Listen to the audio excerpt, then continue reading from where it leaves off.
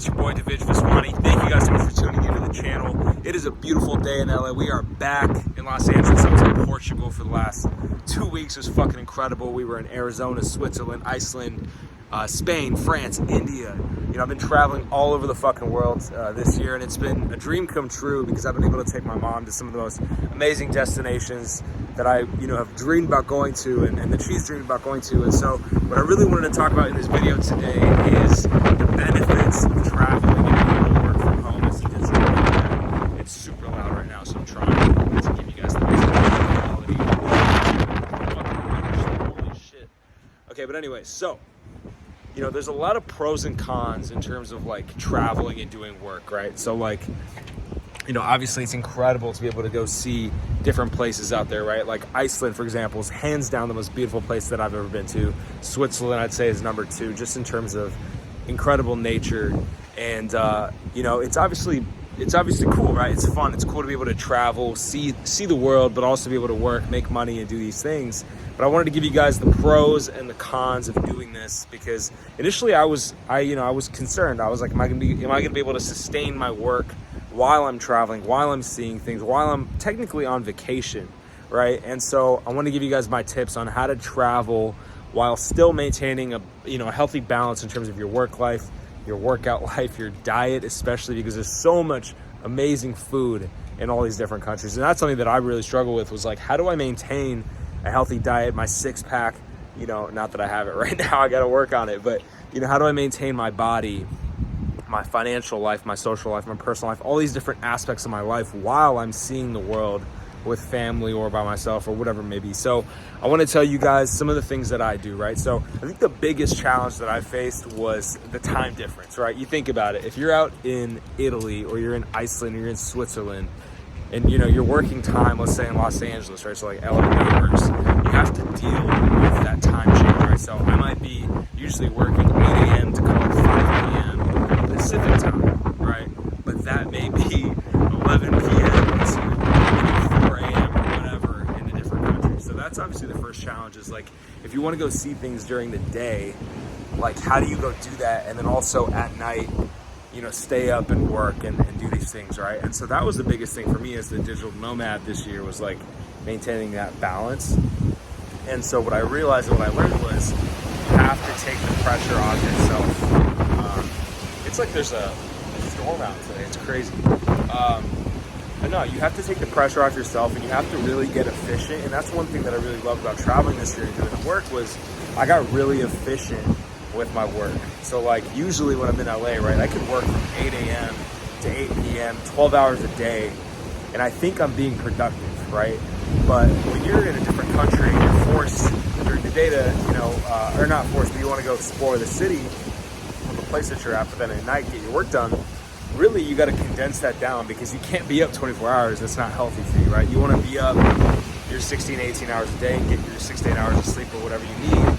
And so I had to really become efficient and do that work within a 3 to 4 hour period, as opposed to, over a 12-hour full day in LA. And so that's what I learned, was getting rid of that pressure of, I need to be constantly working, I need to constantly doing shit, I need to constantly sending emails, responding to emails. The key is just doing that work efficiently. And so that was the biggest lesson for me. But in terms of pros and cons, right, I think, the pros are, of course, you get to go to these different places, you get to see so much cool shit, you get to eat all the cool food. And then on the negative side is that time difference. And it's also like, it's hard to be up and available during all the business hours. But, I think maybe you can minimize the amount of time that you're spending out during the day. Maybe, by 3 or 4 o'clock in the other country, you take your time to kind of transition into work mode. And so that's another thing that I did, was, taking my time in terms of transitioning from all the awesome stuff I was doing in the day to getting into my work. I needed some time to like kind of switch that mind frame. Because when you're out and about drinking wine, eating food, enjoying your life, and then you got to suddenly answer calls, talk about business, handle all these things that are maybe more dry or more maybe thought-provoking, that you actually need to be present for, maybe even prepare for. What I realized was, I would wake up really early, go enjoy the day, and then transition through a workout, right? So I'd go to the gym, boxing, sparring, lifting weights, and doing those things for about an hour or two, where I could kind of reset my mind frame and go back to the hotel, my work mode. And so that really helped me was, you know, wake up early, go enjoy life, and then, you know, in the afternoon come back, do that workout and get back into that work mode. And that was something that was really, really incredible. So I'd say those are some tips and pros and cons of like traveling and also like being able to work at the same time.